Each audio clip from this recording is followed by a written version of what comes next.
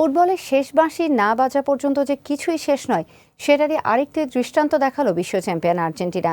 2 গোলে পিছিয়ে থেকেও দুর্দান্ত প্রত্যাবর্তনে জয় তুলে নিয়েছে আলবিসেলেস্তেরা। আর সেই জয়ের আনন্দে উচ্ছ্বাসে ভেসেছে ড্যাফোডিল ইউনিভার্সিটিতে খেলা দেখতে আসা বাংলাদেশের হাজারো সমর্থক। বিস্তারিত মাজিদুল ইসলাম মাসুদের আরও একটি প্রতিবেদনে।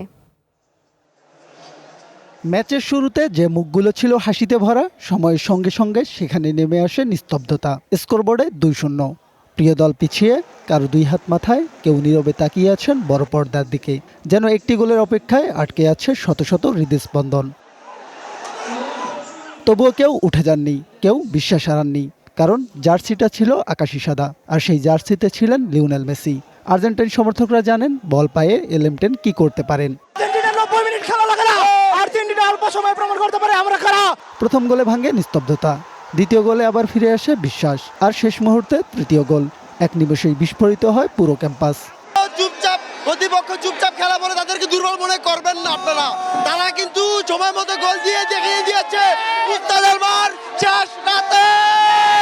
মেসি যতক্ষণ মাঠে আছে আমরা ততক্ষণ হতাশ হই না। মেসি মানে আগুন, মেসি মানে আগুন। এই জয় যেন শুধু স্কোর লাইনের জয় নয়, এটি অপেক্ষার জয়, বিশ্বাসের জয়, শেষ পর্যন্ত হাল না ছাড়ার জয়। কয়েক মিনিট আগেও যাদের চোখে ছিল হতাশা, তাদের মুখেই এখন উচ্ছ্বাসের ঝলক। এখানে মেসি আছে, সেখানে কামব্যাক তো হবেই। ব্রাজিলরা খেলা শেষ হওয়ার আগে যেভাবে আমাদের ট্রোল করা শুরু করতে, আজকে আমরা খেলা শেষ হওয়ার পরে দেখাই দিদি বিশ্বের একমাত্র জাদুকর মেসি।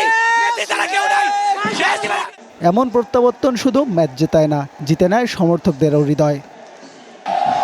অবিশ্বাস্য, দুর্দান্ত, যে কোনো বিশেষজ্ঞ করতে চান না কিন্তু এই ম্যাচটা হয়তো এই বিশ্বকাপের ইতিহাসে সবচেয়ে সেরা ম্যাচ হয়ে থাকবে। একটা সময় পর্যন্ত কিন্তু আর্জেন্টিনা 2-0 গোলে পিছিয়ে ছিল, কিন্তু সেইখান থেকে লিওনেল স্ক্যালোনি দল কামব্যাক করে 3-2 গোলের ব্যবধানে জয়লাভ করে কোয়ার্টার ফাইনালে উঠে গেল। ড্যাফোডিল থেকে মাজিদুল ইসলাম মাসুদ, ঢাকা।